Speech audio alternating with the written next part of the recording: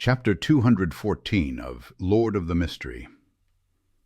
A train whistle resounded in every corner of the station as a metal behemoth in the form of a steam locomotive came to a slow stop with more than 20 carriages in tow.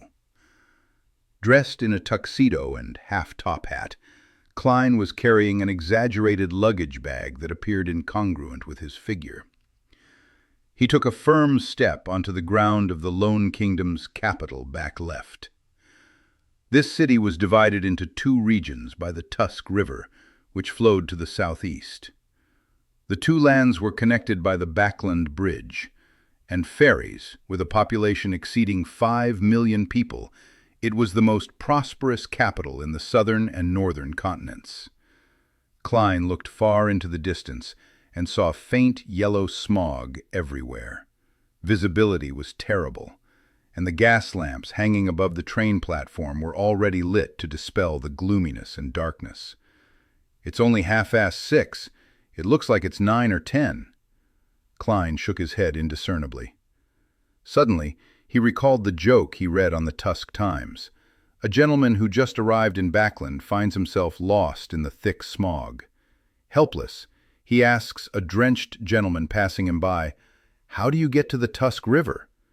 The gentleman answers him in a friendly manner, "Walk straight without stopping. I just swam from there. Every time I read Backland newspapers or magazines, the reporters and editors will make a mockery of the polluted air or the increasing number of foggy days in every conceivable way possible." Previously, the Backland Daily Tribune even did the statistics, and it was found that Backland has gone from about 60 days a year from 30 years ago to the present 75 days a year. For this many far-sighted people, established organizations like the Soot Reduction Association, Smoke Reduction Association. Apparently there was a bill in September that motioned the need to establish the National Atmospheric Pollution Council. Klein lowered his huge luggage bag and pinched his nose to gain respite from the sudden discomfort. Then, tracing his golden chain, he fished out a golden pocket watch from his vest pocket. He popped it open and looked at the time. When he truly bade farewell to his siblings, he had especially visited a department store and spent 410 soy to buy a golden pocket watch and matched it with a golden chain worth 1.5 slyly. To not constantly be aware of the exact time made him feel a sense of horror. Klein had planned on buying a silver pocket watch, as he felt it matched his temperament. But after considering the true essence of a clown, he finally chose a more showy and exaggerated golden watch. 6:39. It's not that much later. Klein put away his pocket watch and held his can and luggage bag as he slowly walked out of the steam locomotive station with the crowd. Suddenly, he made a sudden turn, causing a person who was secretly tailing him to have his hand fall empty when reaching for his pocket. Klein was unfazed by this episode, as he followed the cement-paved road and mixed into the crowd. Arriving at an intersection in front of him, there was a lawn and garden that circled around a column that resembled the chimney. No, it's very likely a chimney. Klein saw the column spitting thick smoke from its top end.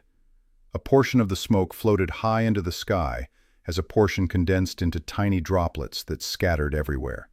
Klein paused once again and placed his luggage down. He spread open the newspaper and map that he had held onto using his other hand. While on the steam locomotive, he had already planned where he was going to go or what to do next.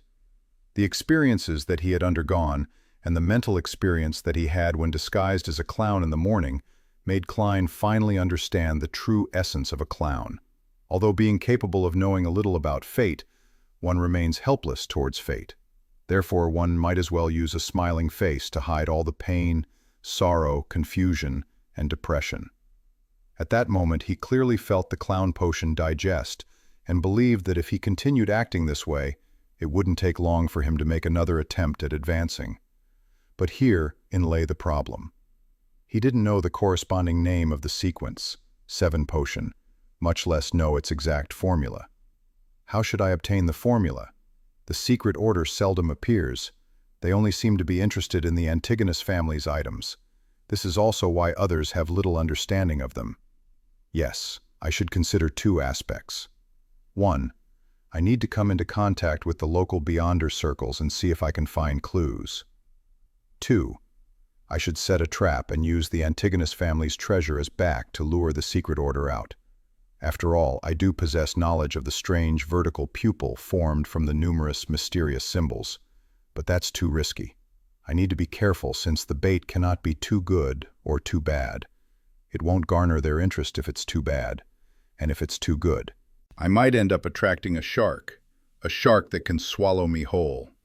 The secret ORD leader Zeratul is a figure who guided Emperor Roselle. Maybe he had obtained the biggest slice of the pie during that revolutionary feast. Of course, he might not still be alive, as that was something from 200 years ago. Amidst his thoughts, Clayle felt the coldness of Backland and couldn't help but shiver. He decided to find a residence as soon as possible. He flipped through the papers and once again browsed through the rental section and saw a circled advertisement. 15 Mink Street, Sherwood Borough Terrace House. Weekly rent of 18 soy. Klein had thought this through very carefully about the area in which he was to stay in. Although Backland had a population exceeding 5 million people, he still needed to be wary about meeting the local Nighthawks, be it the newly transferred DI or LOTM, Harson and Bura that he previously met. They would definitely be able to recognize him. Therefore, Klein eliminated the North Borough where the Church of Evernights Backland de Mace's headquarters in St. Samuel Cathedral was. He also eliminated areas with the best security and the extremely strictly monitored Empress Borough and West Borough. These two boroughs belong to the nobles and the richest magnates, with more of the nobles living closer to Empress Borough after eliminating the worker areas, the harbor, and the East Borough and Backland Bridge region, where the poor gathered. Klein had few choices left. The first choice was Hillston Backland, where the Backland Stock Exchange, Clearinghouse, Future Center, the 7 major banks' headquarters, various trust funds, rail companies, and bulk cargo commerce company were. It was known as the financial business and economic center of the Lone Kingdom. The second choice was Sherwood Borough, where there were many small companies and residential buildings. The two boroughs had a lot of people in them, and the security was relatively good. It was good for hiding in. After serious consideration, Klein chose the cheaper Sherwood Borough. The reason why he didn't seek out organizations like the Capital Housing Improvement Company or Capital Housing Improvement Association was due to the fact that they needed identification, which he couldn't produce at the moment. If I can't find a place to rent today, I'll find a motel that doesn't need any identification to stay for the night. Klein gathered the things in his hand and carried his luggage. According to the map, he walked towards what seemed like a department store's entrance. That was the Backland Metro's entrance. Yes, a metro. The first time Klein saw the word metro on the newspapers and magazines, he nearly jumped in fright.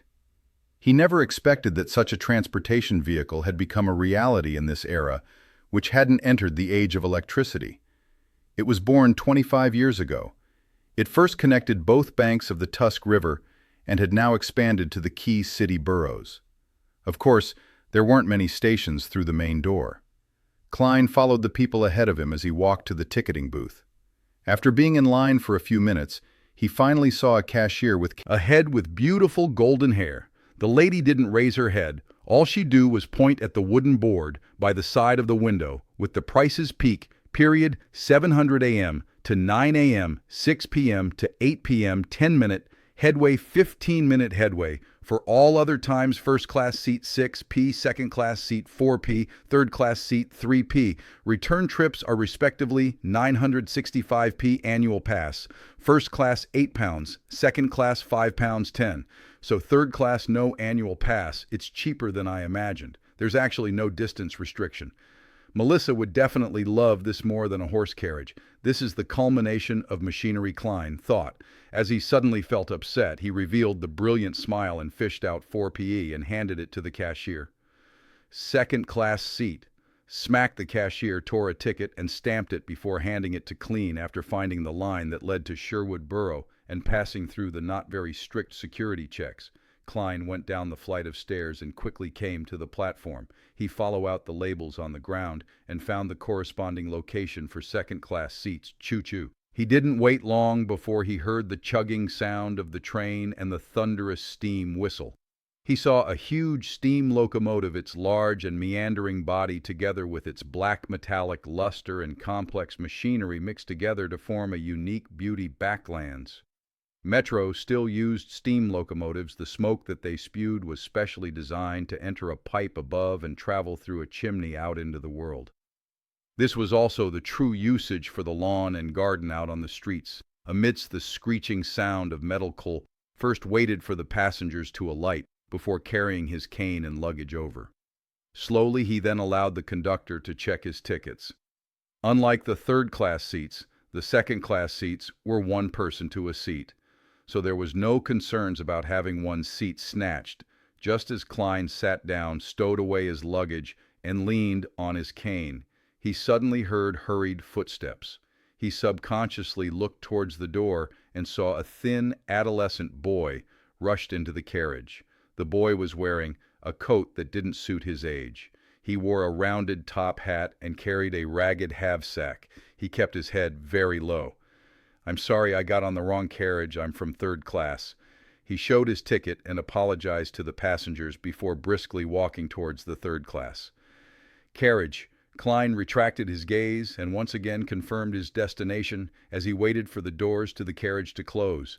At that moment he heard chaotic and hurried footsteps. He then saw a few men dressed in black coats and half-top hats rush into the carriage. "Are they chasing us?"